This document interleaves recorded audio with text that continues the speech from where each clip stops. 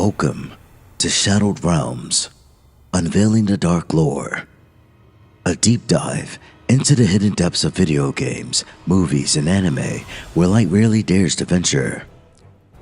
From the cryptic symbolism of a haunted video game world to the twisted backstories of iconic characters, we'll analyze the dark narratives that shape these immersive universes. Expect a mix of thoughtful analysis, historical context, and an occasional deep dive into the psychological and philosophical themes that these stories explore.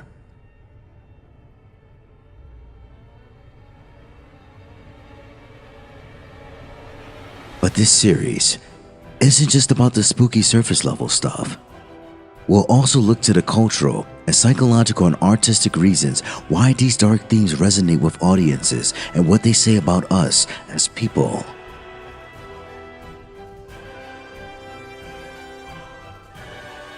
Buckle up, because these things are about to get creepy and maybe even a little introspective. Are you ready to step into the shadows? Let's go.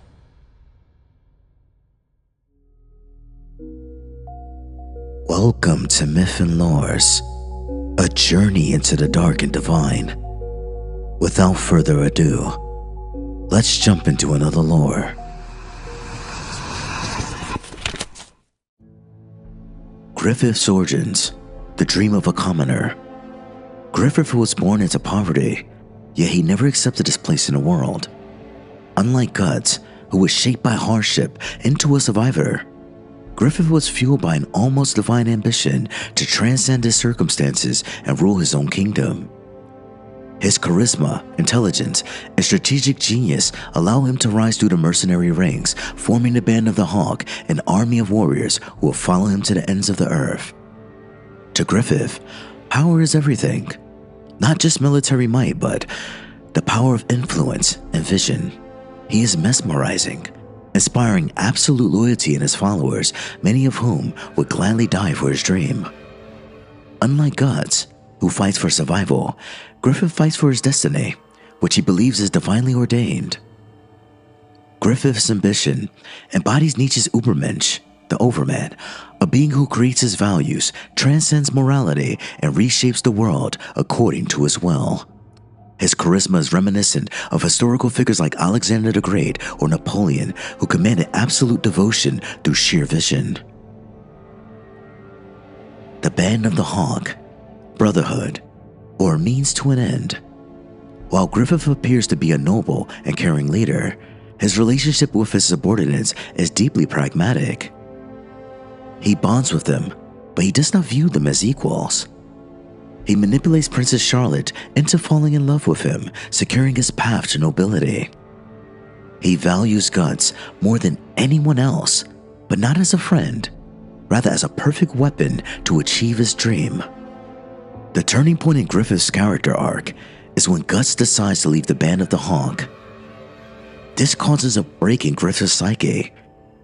Despite his intelligence and control, Griffith loses himself in emotion for the first time. He always viewed himself as superior, yet Guts, his most valued warrior, rejected him. This triggers an existential crisis, causing him to act irrationally, seducing Princess Charlotte in a moment of weakness. His impulsive act leads to his downfall. He is captured, tortured for over a year, and utterly broken, losing his beauty, voice, and physical strength.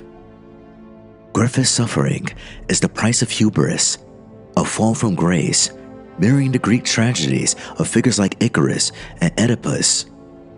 His moment of weakness destroys everything he builds, yet this destruction ultimately recreates him as something greater than human. The Eclipse, the ultimate sacrifice. After being rescued by the remnants of the Band of the Hawk, Griffith realizes he is too broken to fulfill his dream. He can no longer fight, command, or inspire. This shattered dream leaves him with only two choices: accept his failure and live as a disabled mortal, transcend his humanity no matter the cost. When the Bailet activates, Griffith is given a choice by the God Hand: sacrifice his comrades and ascend to a member of their order. He hesitates for a moment, but ultimately chooses his dream over everything else. The band of the Hawk is massacred. Guts and Casca, his two closest followers, are marked for eternal suffering. He violates Casca in front of Guts, not out of lust, but to utterly destroy Guts' spirit. This is the ultimate Nietzschean moment. Griffith discards all human morality to become a god. It also reflects Machiavellian thought. True power requires absolute sacrifice, including those closest to you. Griffith embodies cosmic horror, a being beyond human comprehension whose actions are no longer bound by mortal ethics.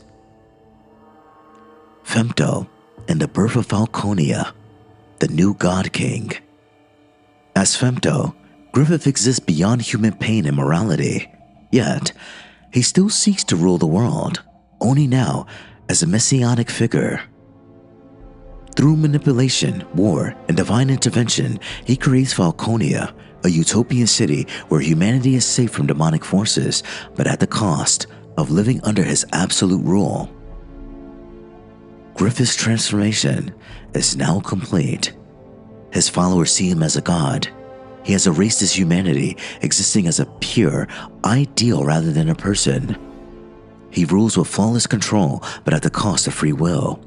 His citizens unknowingly live under a manufactured reality. Griffith's rule mirrors Plato's concept of the philosopher king, an enlightened ruler governing with supreme wisdom.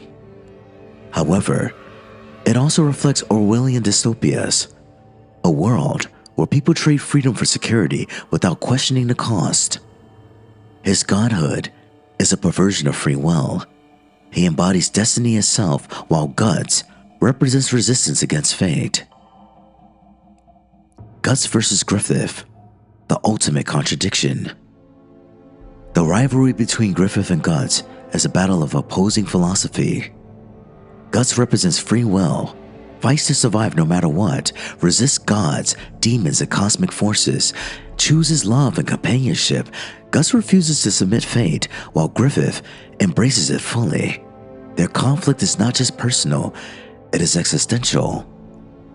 Griffith, on the other hand, represents fate and destiny, sacrifices all for a dream, becomes a godlike entity, chooses power and isolation.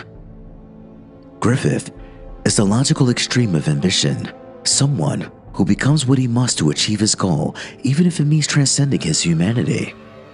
He is not evil in the traditional sense. He no longer operates within human morality. His story reflects power's dual nature, both inspiring and terrifying. In conclusion, Griffith is almost seen as a tragic god. Griffith's arc is one of the most fascinating in anime because it challenges the idea of being a human. He begins as a dreamer, falls into despair, and emerges as a godlike ruler, but at the cost of everything that once made him human. His ultimate tragedy is this: he achieved his dream, yet he lost himself in the process. He is worshipped as a god, yet he can no longer experience simple human emotions. He won the world, but he will forever be alone. My final thoughts are, Griffith's story forces us to ask, is ambition worth the cost of humanity? Is ultimate power worth ultimate solitude?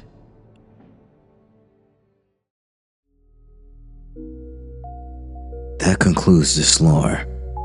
If you like what you heard, please like, comment, and subscribe, and stay tuned for the next lore. Bye.